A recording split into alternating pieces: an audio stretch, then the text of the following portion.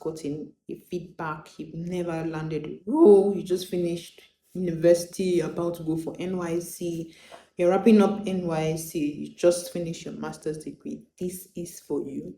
A lot of young graduates are unemployable because they were not prepared or they are not prepared to face and excel in a tough labor market like Nigeria. Hi, my name is Anu and I'm an HR business partner with an extensive background in recruitment consulting. There's anybody on the internet who is going to tell you the truth and hold your hand and guide you through that process. It's me. Yeah. I'm the one for the job. I'm going to be walking you through the soft hard skills and the tricks to scale and ace interviews as somebody who doesn't have the experience, who has a little bit of experience, who is scared, who is discouraged. Work with me. Send it to your loved ones. Let them stay tuned. Let them follow me.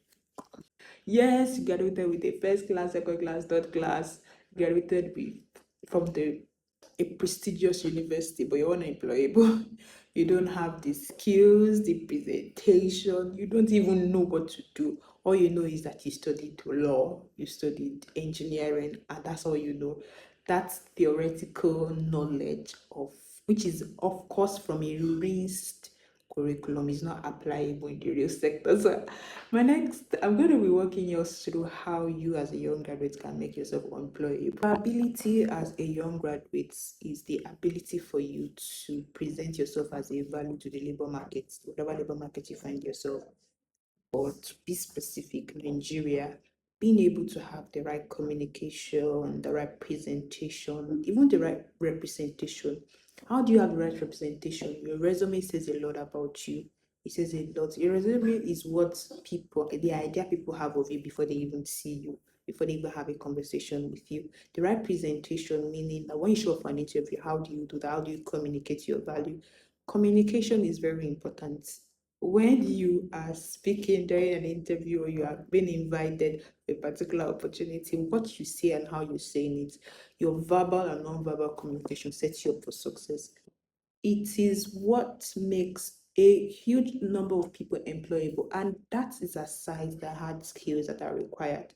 Soft skills that are required for you as a young graduate, experienced graduate who is struggling to land a role or a job is communication, presentation, emotional intelligence, eloquence, and amongst other things. So let's dive into it.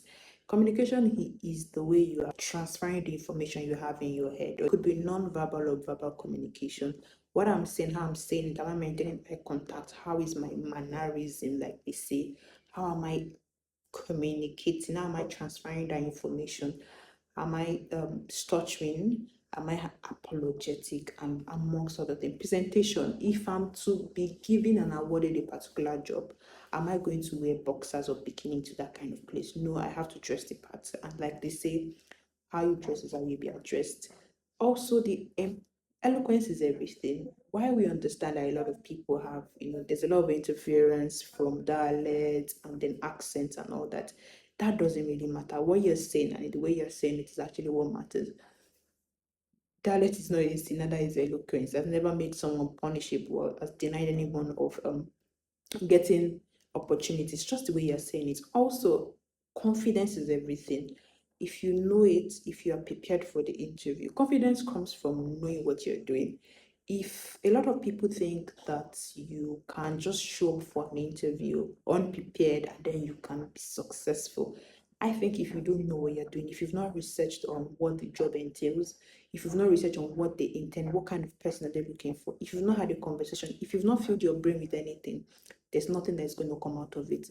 Confidence comes from being able to say, okay, I'm beat my chest and be like, yes, I know about this thing. I know about law. I can tell you about Nigerian labor law with confidence. The whatever questions you're throwing at me, even if I might not be able to answer it 100%, at least I can give you an idea. Interviews are not really about knowing it 100%, to be honest. If you are, like they always say, if you're 80% qualified for a job, you are overqualified. On an average, you're supposed to be around 70% qualified. So you look at a job advert, basically, and you see you tick, there are 10, there are 10 bullet points on it, and you tick 10 of those things, then you're overqualified for the job. There should be a gap between where you are now and where you are going to. That is what they call, your head should not be touching the ceiling. Do you understand? When you're applying for a job, there should be room for growth, there should be room for improvement, or else you are you are overqualified and you are most likely going to become a local champion. There should be a room, there should be a bandwidth to be able to grow from where you are to where you're going to. So stay tuned while I take you through the hard skills that are required to land your first role, your second role, or the life-changing opportunity.